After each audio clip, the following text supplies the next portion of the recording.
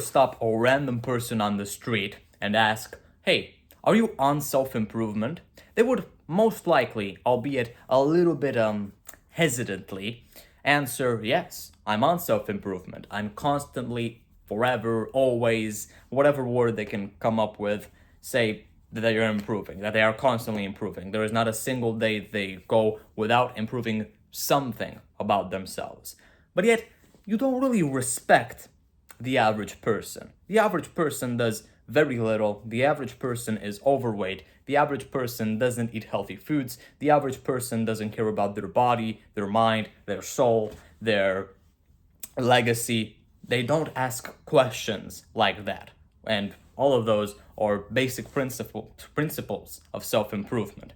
But in my opinion, if they were to do all of those things, or most of those things except one, you would still not really respect them.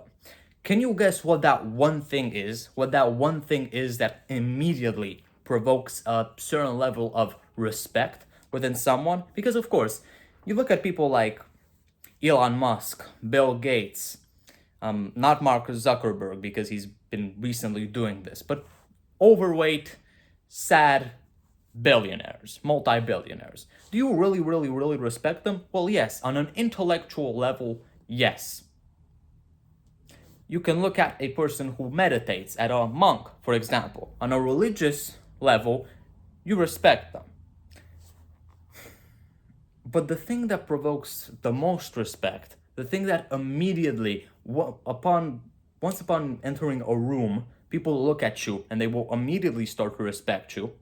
And this is the most important thing, above anything else, it's exercise.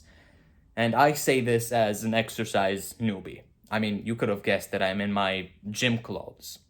But guess what? I don't even go to the gym. I go to my local park and practice some calisthenics. And I swear that ever since I've developed I've carved like a 4-pack into my body, I've been a new person. I've felt happier, of course, stronger. There's this big talk about the rich and powerful. And yeah, most of that power comes from money, and money is another insanely important thing that you need to get done and dusted and be really good at. It's basically what the world revolves around. What do I want to say? But powerful also means strong. Exercise makes you stronger, literally. Stronger means able to do more pull-ups, more push-ups, to, I don't know, do more reps in like weighted calisthenics. I'm into calisthenics, so I don't have like a lot of information about weightlifting or bodybuilding, even though I lifted like, I don't know, 2 kilogram weights a while ago and felt pretty decent on that as well, with like pretty hard exercises, but whatever.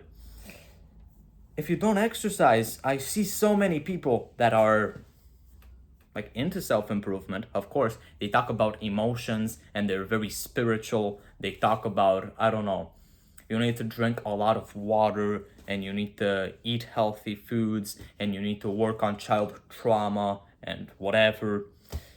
But most of the causes of these things, let's say, I don't know, childhood trauma. One of my first videos was about trauma. It's like one of the worst videos I've ever made. I think I've deleted it. But childhood trauma, in my opinion, in my like pretty relevant opinion, because I'm still a child, probably is probably created by a feeling of a lack of power. Like when you see your parents fighting, I don't know, that's like something that provokes childhood trauma. You see your parents fighting, you go to school and get bullied, whatever childhood trauma you have, even though it's probably not trauma. And as I said in the aforementioned video, it is truly a gift because it has kind of paved the way to where you are now. And if it's a good place, if the place that you are now is a good place, maybe that trauma did play a little bit into like your evolution and I don't know what, but whatever. Childhood trauma kind of is birthed out of a lack of control, out of a feeling of a lack of control. Strength, being able to do pull-ups, push-ups is the most primitive example, the most primitive method of telling your brain, hey, you're in control of what's physical, at least. I don't know, if you're hanging off a cliff, like the most primitive fear imaginable, you're dead hanging, I don't know, from a random loose rock off a cliff, you can pull yourself up. Like, just knowing that you can do that, subconsciously knowing that you can do that because you're strong enough, is going to give you a much more profound sense of control in life, which ultimately is going to make you happier and ultimately is going to solve the issue from like the cause. And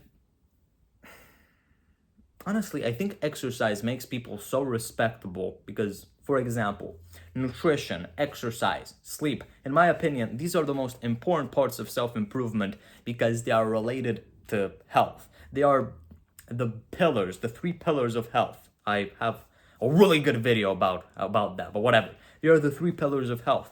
They prevent a lot of things. There's a lot of talk about how like the medical system is so flawed, so completely and utterly flawed, because it focuses on the treatment of problems, but not on actually preventing the appearance of problems. So, for example, I don't know, whatever procedure people pay for in order to cure diabetes, yeah, is going to be a lot more profitable, a lot more simple to do, or solely profitable than just telling the person to stop eating so much sugar and start exercising. And this is why exercising, like also nutrition and sleep, are so important because they prevent problems. Whilst most self-improvement books and really cringy middle-aged women like to solve problems. Like, okay, you need to solve the problems, but before solving the problems,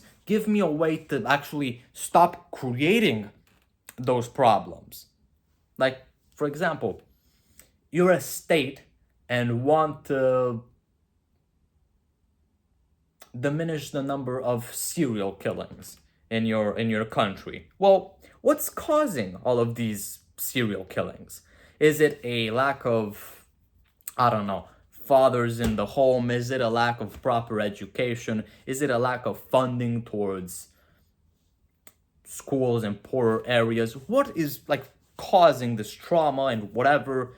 What is actually causing the problem? And then solve the actual problem that has already been caused. Because if not, you get into this like constant cycle of, okay, I've solved the problem, oh my god, another problem has. And this is like the exact cycle you want to be in, but now when the problem that has just been suppressed arises again in like the exact same form. You need that new problem to be a lot more sophisticated. You need it to be so much better. For example, I don't know,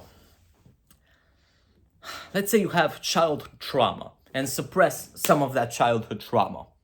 But now you're just left, when you've suppressed that childhood trauma, your brain is searching for another problem, and because it doesn't know a way of actually preventing childhood trauma from infiltrating your brain and I don't know what, it will just focus on another problem from your childhood. And guess what? Every single one of us has had millions of problems in their childhood. So the number of things that the brain can come up with is basically infinite. You'll die before actually being able to cure all of your childhood trauma. But actually looking at the solution to the cause of overthinking and concentrating on your childhood trauma, maybe it's because now you can do a pull-up without, I don't know, 5 bands. Maybe it's because you're not strong enough. Maybe it's because you don't eat well enough. Maybe it's because you've completely ruined your sleep schedule. But in my opinion, exercise is the best thing. It is the thing that prevents